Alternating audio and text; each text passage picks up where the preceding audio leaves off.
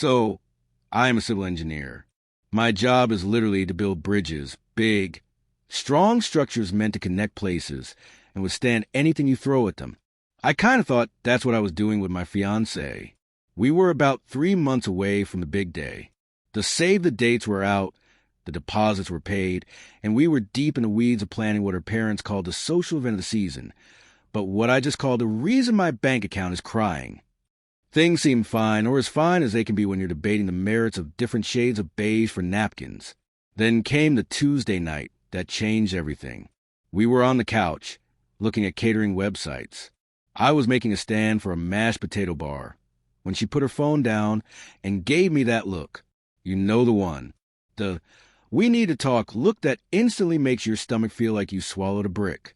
She started in on this whole speech that was so polished it was obvious she'd been practicing. She loved me, of course. She couldn't wait to be my wife, naturally. But, and there's always a but, isn't there? She told me she was having these echoes of old feelings for her college ex, the guy she was with for 4 years before me. "It's not what you think," she said, twisting my great-grandmother's ring on her finger. "I don't want to get back with him. It's just, I feel like there's a ghost in the room. I can't walk down that aisle and give you 100% of myself until I get some closure. I need to see him, talk to him, and close that chapter for good. For us." She laid it all out. He lived a few states away. She wanted to fly out next weekend, have dinner, talk it out, and say her final goodbyes. Her eyes were wide and earnest. She was waiting for the explosion. She wanted me to get jealous, to forbid her from going. She was ready to call me insecure and controlling, and then use my reaction as leverage to do whatever she wanted anyway. It was a test, and she already knew the answer she wanted. I just sat there, looking at her, and in that moment, the whole flimsy structure of our relationship became crystal clear. I saw every little crack, every stress fracture, and I knew what I had to do. "Okay," I said. She blinked, the rehearsed arguments dying on her lips. "What? Just, okay?" "Yeah," I said, trying to sound casual as I picked the menu back up. "If it's what you need to do, go for it. Now, about these mashed potatoes, do we want bacon bits as a topping? I feel like that's non-negotiable." Her confusion was a sight to behold. She had a whole battle plan ready, and I just surrendered before the first shot was fired.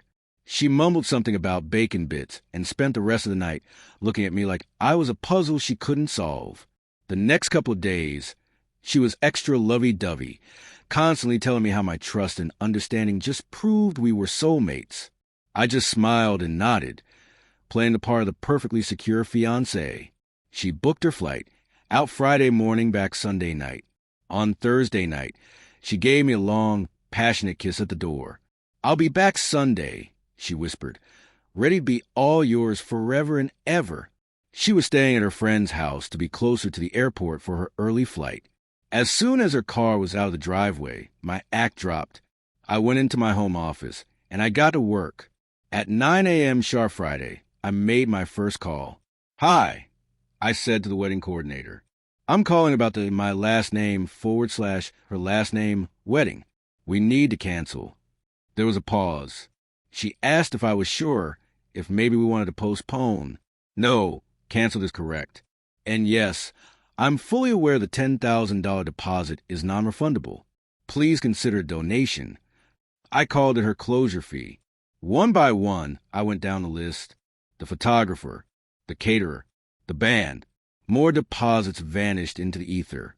I mentally labeled them the unresolved feelings tax. Then I typed up a simple direct email and sent it to our entire guest list. Due to unforeseen circumstances, the wedding of my name and her name has been canceled. We sincerely apologize for any inconvenience this may cause. Next, I turned my attention to the apartment, which was legally my house that I owned before she moved in. I started with her closet. I pulled out every dress, every pair of shoes, every handbag. I went into the bathroom and swept all her makeup and skincare products into a box. I gathered up the mountain of decorative pillows she insisted on. I was careful not to break anything. I just packed her entire existence within my 4 walls into neat, Stackable cardboard boxes. The last piece of business was the ring. It wasn't just a ring. It was a century of my family's happy marriages.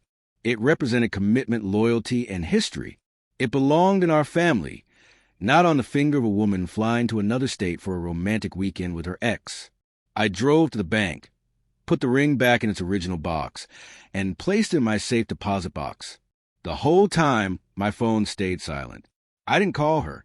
I didn't text her to ask if she landed safely. I just worked. I gave her the silence she thought she wanted. I thought I had all the information I needed, but the universe had one more surprise for me. On Saturday afternoon, my phone buzzed with an unknown number. I almost didn't answer, but a gut feeling told me I should. "Is this my name?" a woman on the other end asked. Her voice was trembling. I said it was. "I'm so sorry to be calling you." "Wife." The word hit me like a physical blow. Of all the details my fiancée had shared about her little closure mission, she'd somehow forgotten to mention that the ex came with a wife. She told me he was single. I said, my voice hollow, "That's what he told her." The wife replied, and I could hear her start to cry. I found their texts. They'd been talking for months. This trip, it wasn't her idea alone. They planned it together. They called it their farewell tour before she got, and I quote, "locked down with a safe, boring guy." She was supposed to be his last shot at feeling young again, and he was supposed to be hers. They booked a suite at a fancy hotel. He told me he was on a solo fishing trip.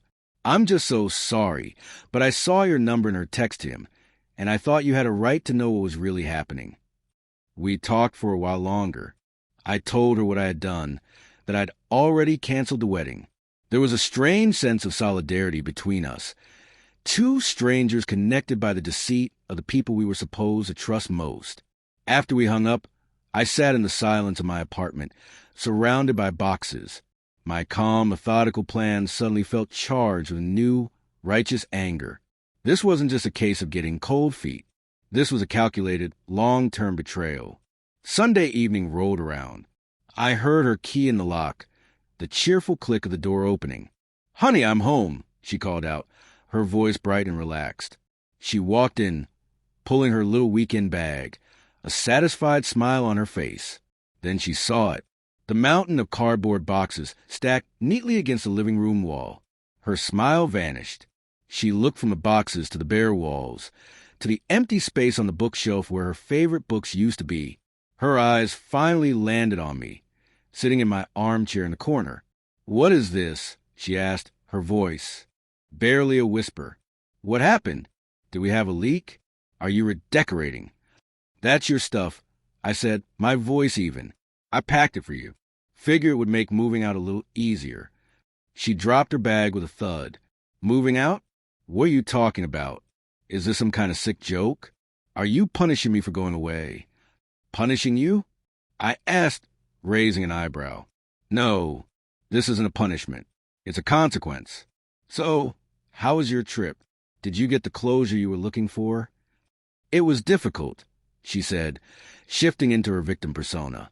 "It was emotional, but it's what I needed to do for our future. And this is how you thank me?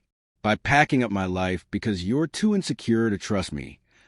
"Oh, I'm not insecure," I said as I stood up to face her. "I'm informed. Funny thing happened yesterday. I got a call from a lovely woman. Her name probably won't ring a bell, since you didn't know she existed. She's your ex's wife." The color drained from her face. She looked like she'd been struck by lightning. She opened and closed her mouth like a fish, but no sound came out. The jig was up, and we both knew it. She told me all about your closure. I continued, my voice dangerously quiet. The hotel suite, the farewell tour, the text about how predictable and boring I am. Seems like your trip was less about closing a chapter and more about trying to write a whole new one. So I'll ask you one more time. Did you get what you needed? She finally snapped out of her shock, and pure, unadulterated rage took its place. You had no right. You shouldn't have talked to her. You're the one who ruined everything with your paranoia. "No," I said, shaking my head. "You ruined it when you started planning a romantic getaway with a married man. But you're right, I did do something. On Friday morning, I canceled the wedding. The venue, the caterer, the photographer. It's all gone. I've already emailed the guests. Her jaw hit the floor. You what? All that money. Our deposits. Consider it the cost of your adventure, I said coldly. And on that note, I'll need the ring back. I held out my hand. She instinctively covered her left hand. No, it's a gift. It's mine. It was a gift given on the condition of a marriage, I stated, the legal advice I'd gotten fresh in my mind. A marriage you made a mockery of. It's my great-grandmother's ring, not a prize for your deception. Give it back. You can't make me, she screamed. And I'm not leaving. This is my home, too. This is my house. I corrected her gently. And you are no longer welcome in it. I've already consulted a lawyer. A formal eviction notice giving you 30 days to vacate will be delivered tomorrow. If you and your boxes are not gone by the end of that notice period, I will have you removed by the sheriff. That's when the real meltdown began. The screaming turned into sobbing, which turned into begging. Her parents called. Of course. Her mother cried, pleading with me not to throw away such a wonderful future over a silly little mistake.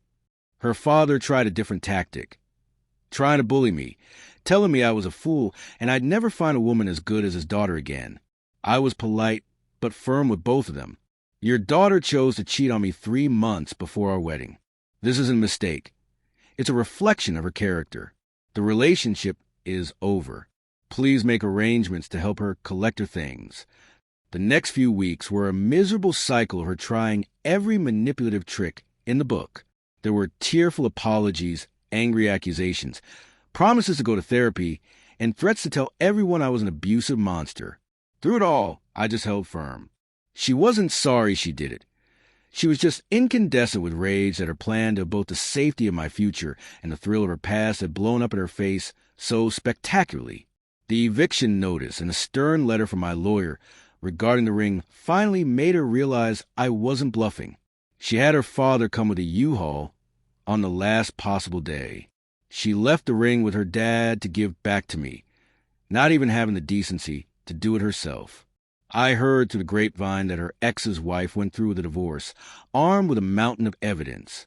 So my ex-fiancé's little quest for closure ended up detonating 2 relationships and leaving her with nothing but a pile of boxes and a whole lot of consequences. The silence in my apartment now feels like peace.